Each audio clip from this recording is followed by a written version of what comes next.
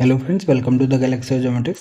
जैसे कि हमने फर्स्ट लेक्चर प्रीवियस लेक्चर में हमने देखा था कि जो सिलेंड्रिकल प्रोजेक्शन होता है, जो डेवलपेबल सरफेस के बेसिस पे क्लासिफिकेशन था, तो उसमें हमने सिलेंड्रिकल प्रोजेक्शन देखा था। तो बचे हुए जो कॉनिकल प्रोजेक्शन है और एजिमुथल प्रोजेक्शन है, उसके बारे में हम देखने वाले हैं।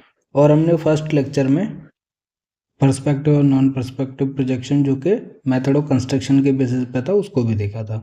तो आज हम कॉनिक प्रोजेक्शन देखते हैं। सिलेंड्रिकल हमने प्रीवियस लेक्चर में देखा, ठीक है। तो कॉनिक प्रोजेक्शन भी सिमिलर है, जैसे कि हमने सिलेंड्रिकल में देखा था कि जहाँ पे हमारे पास जो टच होता है, मतलब पॉइंट ऑफ कॉन्टैक्ट रहता है, टेंजेंट रहता है, ठीक है, वहाँ पे जो डेवलपेबल सरफेस का एरिया है, जो भी ग्लोब का एरिया है, वो करेक्टली रिप्रेजेंट होता है। मतलब कि वहाँ पे स्ट्रेचिंग और जो डिस्टॉर्शन है वो कम देखने के लिए मिलता है। तो कॉनिक प्रोजेक्शन में क्या है हमारे पास कि कोन को हम प्लेस करते हैं। अब कोन को प्लेस करते हैं जैसे कि ग्लोब के ऊपर हमने इस कॉनिकल शेप के डेवलपेबल सरफेस को प्लेस किया, ठीक है, और शेडो कास्ट की हेल्प से उसको रिप्रेजेंट किया। तो ये जो इसके ऊपर ग्लोब के ऊपर, जैसे ये सभी क्या है, इक्वेटर हो गया और लैटिट्यूड हो गया, जिसको हम पैरेलल्स कहते हैं। ये लॉन्गिट्यूड हो गई, जो ये भी हमारे पास सर्कुलर फॉर्म में होती है, ठीक है। तो ये मेरिडियन हो गया, ठीक है, लॉन्गिट्यूड्स। तो जब आप इसको कट करोगे, यहाँ से हमने कट किया और इसको ओपन किया। जब इसको ओपन किया तो इस तरीके से हमारे पास ये बनेगा। तो इसका ये एग्जाम्पल दे रखा है, ठीक है। अब ये जो ग्रेटिक्यूल्स हैं, लॉन्गिट्यूड और लैटिट्यूड्स हैं, वो हमारे पास ये कंसेंट्रिक सर्कल्स के फॉर्म में रिप्रेजेंट होते हैं, ठीक है। मतलब कि ये जो आर्क के फॉर्म में रिप्रेजेंट होते हैं, ये क्या चीज़ है हमारे पास, ये पैरेलल्स हैं, मतलब कि लैटिट्यूड्स हैं, जो ये वाला लैटिट्यूड्स है, ठीक है। वहीं अगर हम मेरिडियन और लॉन्गिट्यूड को देखते हैं तो वो स्ट्रेट लाइंस के फॉर्म में दिखती हैं, जो सेम पॉइंट पर कन्वर्ज करती हैं, ठीक है, जो कि एक पोल के ऊपर कन्वर्ज होती हैं, ठीक है। तो यहाँ पे ये पैरेलल्स है। और ये जो कंसेंट्रिक सर्कल या फिर आर्क के फॉर्म में जो अपीयर होते हैं, वो पैरेलल्स होते हैं। तो ये जो प्रॉपर्टीज हैं, जैसे सिलेंड्रिकल के फॉर्म में तो सिंपल था कि ग्रिड ऑफ पैटर्न में रिप्रेजेंटेशन होता था। यहाँ पे ये आर्क है, पैरेलल्स, और ये जो स्ट्रेट लाइंस हैं वो लॉन्गिट्यूड या मेरिडियंस हैं। बस ये चीज़ें याद रखनी है आपको, ठीक है। तो देखते हैं conic projection. It can be visualized as a cone placed on the globe tangent to it at some parallel. तो यहाँ पर क्या है, कोई पैरेलल या फिर लैटिट्यूड होगा जहाँ पर पॉइंट ऑफ टेंजेंसी है, ठीक है। तो यहाँ के पोर्शन ऑफ जो एरिया रहेगा, जो ग्लोब के ऊपर सरफेस रहेगा, वो कम डिस्टॉर्शन के साथ रिप्रेजेंट किया जाता है, ठीक है। So after projecting the graticule onto the cone is cut along one of the meridian and unfolded। तो हमने इसको कट किया और अनफोल्ड किया। तो इसके केस में क्या, parallel appears as arc with a pole and meridians as straight lines that converge to the same point। ये चीज़ याद रखनी है कि ये जो मेरिडियंस हैं वो स्ट्रेट लाइंस, जो कि सेम पॉइंट जहाँ पे आर्क बन रहा है किसी भी एक पोल के साथ पैरेलल्स का, उसमें कन्वर्ज होती हैं, ठीक है। तो वो चीज़ हमने विजुअली देख लिया है। It can represent only one hemisphere at a time, northern या फिर साउदर्न। तो ये चीज़ देख लीजिए आपकी नॉर्दर्न हेमिस्फीयर पे यहाँ पे हमने प्लेस किया है कोन को। अगर हम उसको साउदर्न साइड करते हैं तो सिर्फ साउदर्न हेमिस्फीयर को ये कवर करेगा, मतलब एक टाइम पे एक ही हेमिस्फीयर को ये कवर करता है। Suitable for representing middle latitudes, क्योंकि हमें पता है इक्वेटर पे अगर हमें किसी भी एरिया को 2D फॉर्म में कन्वर्ट करना है तो हम सिलेंडर का यूज कर सकते हैं। और अगर हमें किसी भी पोल के फॉर्म में चाहिए तो ट्रांसवर्स सिलेंडर को हम यूज कर सकते हैं, ठीक है। बट जो मिडिल के लैटिट्यूड्स हैं, उनके लिए अगर हमें करेक्टली रिप्रेजेंटेशन चाहिए तो हम कॉनिकल प्रोजेक्शन यूज करते हैं, ठीक है। तो ये प्रॉपर्टीज आपको याद रखनी है। यही चीज़ें घुमा फिरा के क्वेश्चन गेट एग्जाम में पूछा जाता है। नॉर्मल केस हमें पता ही है कि किसी एक पोल पे जो है वो कंसेंट्रिक सर्कुलर आर्क्स जो हैं, पैरेलल या फिर लैटिट्यूड्स हैं, जो रिप्रेजेंट किए जाते हैं कॉनिकल प्रोजेक्शन में, ठीक है। और वहीं स्ट्रेट लाइन से जो कन्वर्ज करती हैं सेम पॉइंट पे, वो क्या है हमारे पास, इक्वली स्पेस्ड लाइन्स हैं, मेरिडियंस, ठीक है, या फिर लॉन्गिट्यूड्स हैं। ये चीज़ आप कॉनिकल प्रोजेक्शन के इस फिगर में भी देख सकते हो। उसके बाद इसके केस में भी सीकेंट कोनिक प्रोजेक्शन कॉन्सेप्ट है, जहाँ पे दो जगह हमारे पास पॉइंट ऑफ टेंजेंसी रहती है जो कट करता है वहाँ पर। एक तो ये पॉइंट हो गया, ठीक है, एक यहाँ पे पॉइंट हो गया। तो दो लैटिट्यूड्स का पोर्शन ऐसा होगा जो करेक्टली रिप्रेजेंट करेगा सीकेंट कोनिक प्रोजेक्शन के अंदर, ठीक है। उसी के एग्जांपल्स हम देख लेते हैं। लैम्बर्ट कन्फॉर्मल कॉनिक प्रोजेक्शन है, ठीक है। Albert's equal area conic projection है। तो अगर हम टेंजेंट केस की बात करते हैं और सीकेंट केस की बात करते हैं तो क्या अंतर है यहाँ पे, आप क्या है सिलेंड्रिकल पोर्शन को भी समझ सकते हो। तो टेंजेंट केस में क्या सिर्फ एक जगह पॉइंट ऑफ टेंजेंसी है, एक लैटिट्यूड में पॉइंट ऑफ टेंजेंसी है। तो जैसे पॉइंट ऑफ टेंजेंसी है वहाँ पर लो डिस्टॉर्शन है, ठीक है। ये जो लाइन है वो पॉइंट ऑफ टेंजेंसी है तो लो डिस्टॉर्शन है। जैसे जैसे अवे जाते हैं हम पॉइंट ऑफ टेंजेंसी से तो मीडियम और हाई क्या दिखता है हमारे पास, डिस्टॉर्शन देखने के लिए मिलता है।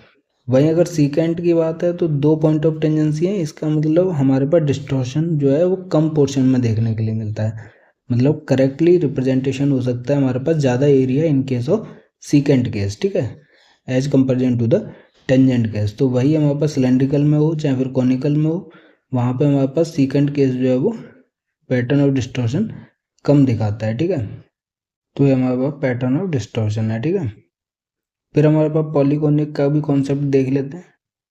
पॉलीगोनिक के अंदर नाम से ही पता चल रहा है कि बहुत सारे कोन्स का यूज करके, डेवलपेबल सरफेस का यूज करके हम पूरे ग्लोब के जो एरिया है उसको कवर करते हैं और उसको 2D फॉर्म में कन्वर्ट करते हैं, ठीक है। तो envelopes globe with an infinite number of cones each with its own standard parallel, मतलब कि पॉइंट ऑफ टेंजेंसी एक अपना एक स्टैंडर्ड पैरेलल के साथ होती है, ठीक है, हर एक कोन के।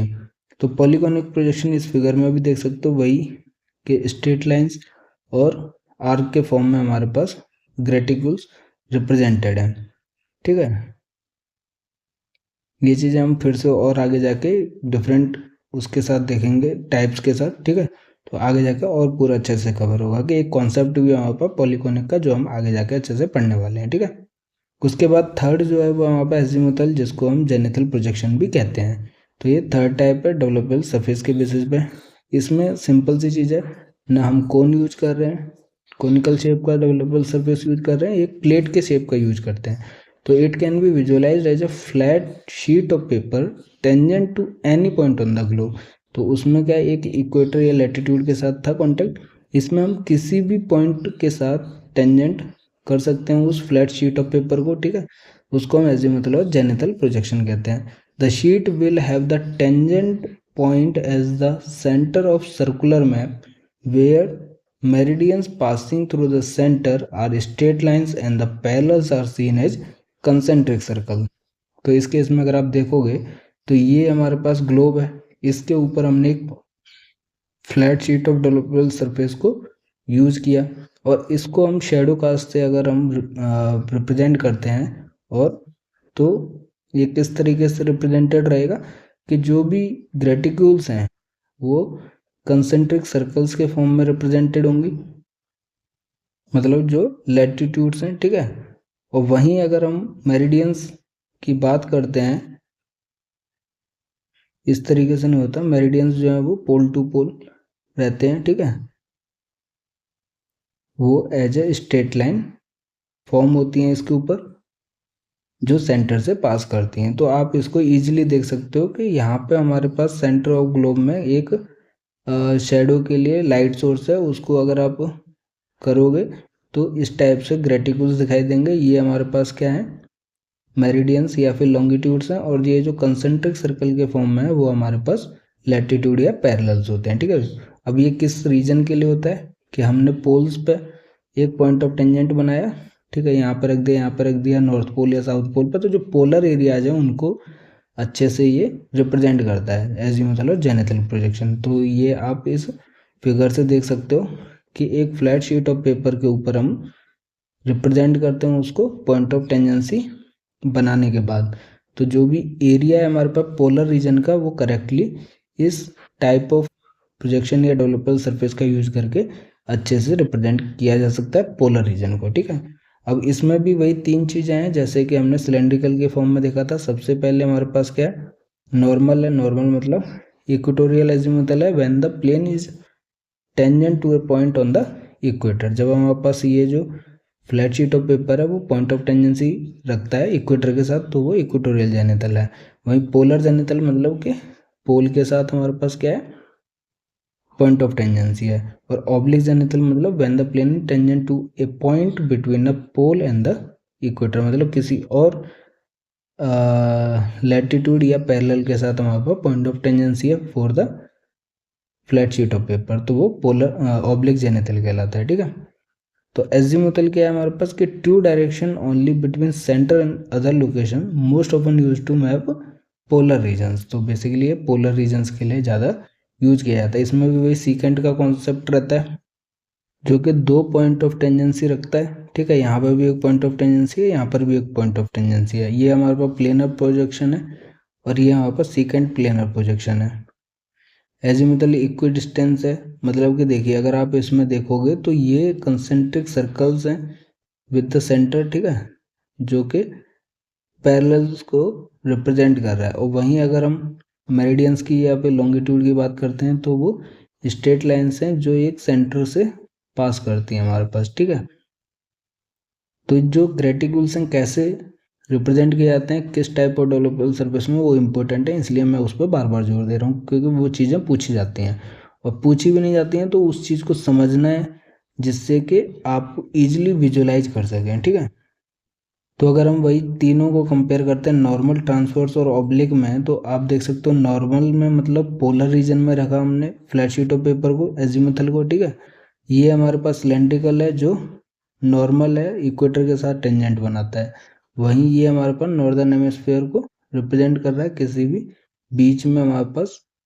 पैरेलल को पॉइंट ऑफ टेंजेंट बना के। वहीं ट्रांसवर्स की बात करते हैं तो ये इक्वेटर के साथ है, ये हमारे पास पोलर रीजन के साथ है। ठीक है, मतलब लॉन्गिट्यूड के साथ हमारे पास पॉइंट ऑफ टेंजेंसी है और ये भी हमारे पास किसी भी एक